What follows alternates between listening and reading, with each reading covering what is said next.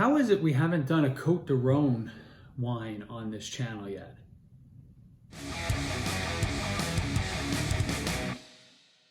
Welcome back to Drinking It In.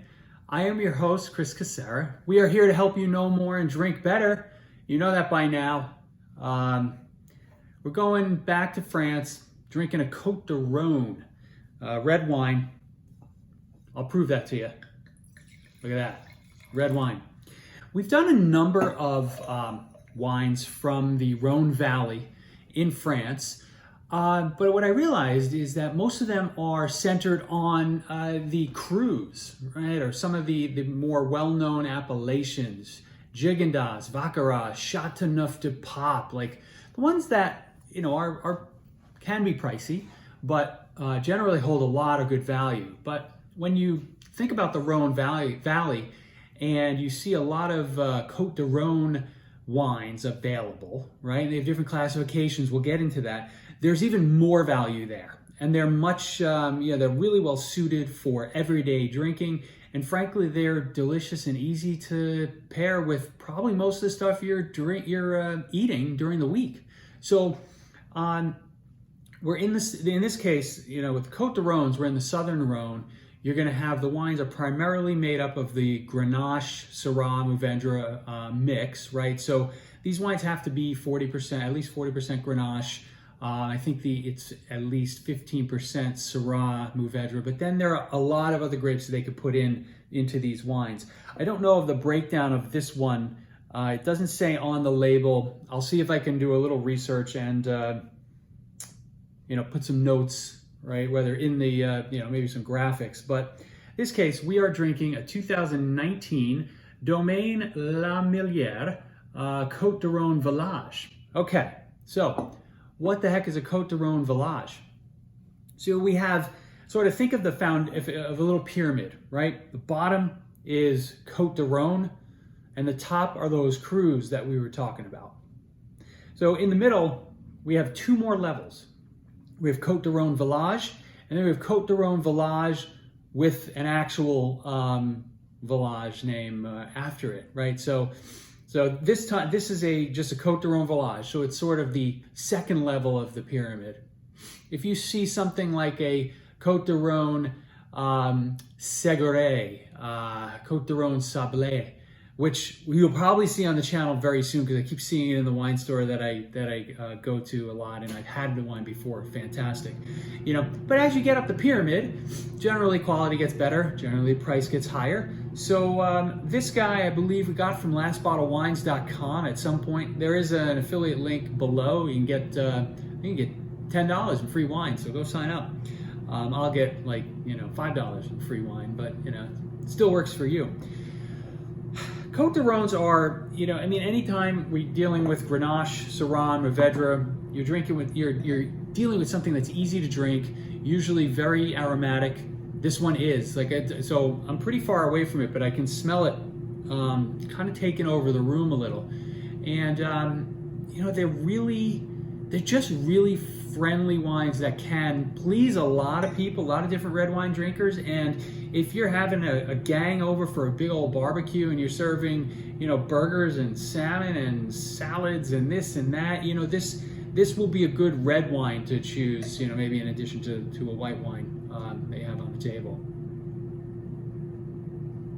These wines they're relatively light in color. Not super dark, right? I think because most of it's Grenache, and Grenache will give you more of a, a light purple and magenta type of hue. So this is a pretty big wine, I guess. What I mean by big is it smells like it's going to be big and brawny, right? So they're definitely. I'm getting a little strawberry note, but there's also a heavy, almost a dried blackberry note in here too. So, Grenache will get you a lot of strawberries, and maybe this one's a little heavier on the Syrah, getting you some of those black fruit notes. There's a candied edge here, there's a sprinkle of sugar. but it's, you know, it's a nice nose. It's a nice nose. I feel like it's a little alcoholic. I can smell it. Yeah, 14.8% alcohol. I almost, when I took a sniff in a little too aggressively, and I don't know if you saw my right eye just sort of started, I wasn't winking at you guys, but it sort of started flickering a little because, you know, I almost sniffed in a little bit of the alcohol. So just keep that, and we'll keep that in mind when drinking this one. Let's see what it tastes like. I don't have my spit bucket here because I didn't think that would be necessary for this wine.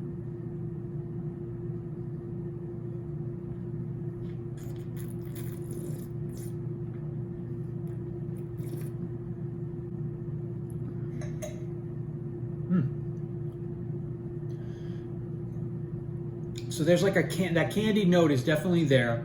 It's sort of a little bit like grape chewing gum, grape big league chew, grape bubblicious from way back when. It's a big wine, so it kind of, that heat, right? I almost feel like some of the alcohol burn in my chest, which is making me this a little, I don't want to say uncomfortable, but it's coming on strong, man. This is coming on really strong, and I'd like. It's just been opened. Maybe it settles down a little bit, but that's probably the only drawback that I have for this wine, because the fruit is really, it's going to be easy to like. It's sort of, you know, like a mixed berry pie inside. So there's a sweetness, there's strawberries, cherries, blackberries, you know, maybe blueberries, just a whole bunch of those summer berries.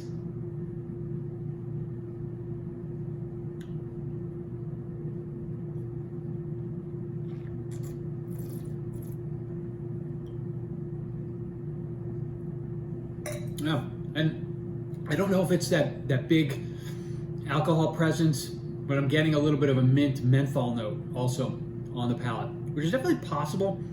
Not really that common from what I recall in the Cotes du Rhone wine. So this might just need a little more time to sort of breathe and relax a bit. I'll give it another try probably later today. We'll see what happens, or maybe even tomorrow. Actually, yeah, I'm gonna do that. Hopefully you guys like when I kind of come back to something the second day, same video, but I'm gonna come back to this one tomorrow. See if it toned down a bit, because this is a really delicious wine, but I feel like the alcohol's overtaking some of that deliciousness and making it just a less enjoyable experience. So that's all I have for today. Hopefully you understood what I meant around the pyramid. I'll see if maybe there's a graphic there that I can grab off of the internet to show you guys. We're gonna come back with day 2 of the wine now. Okay, so I said I was gonna try this guy on day 2. You can probably see there's not a hell of a lot left. This is day 3, but on day 2, this wine completely calmed down. The alcohol burn wasn't there. The fruit was really good and delicious. And, you know, my wife and I drank a nice sized glass each. So let's see where it is on day 3. But I think in the end, you know, this definitely calmed down. So what do we take away from that, right? Number one, you know, certain red wines just need some time, right? You can either leave them on the bottle and give it, you know, a lot of hours, or, you know, this would be a perfect wine for decanting. Now, just by looking at it, knowing that it's a young, you know, 2019 Cotes du Rhone, I wouldn't have necessarily thought that, but, you know, maybe all red wines, you know, certainly a lot of the red wines from Europe would benefit from a decant. It doesn't hurt. It doesn't hurt the wine. It only makes it better.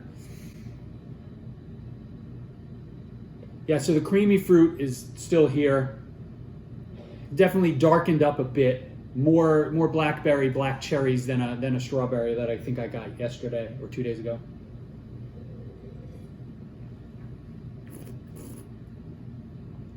You know, what became present was some acid stepped forward and the alcohol went back. So it wasn't like I had thrown a little wasabi in the wine and my eyes started tearing like it was on day 1. So this is a really good experience. Again, good to experiment not only with different wine types, but different wine time frames for you guys. Hopefully you enjoyed this. If you like these videos, I have a video and a playlist up here for you that I know you'll enjoy, and I appreciate all the love, and we will see you next time. Cheers.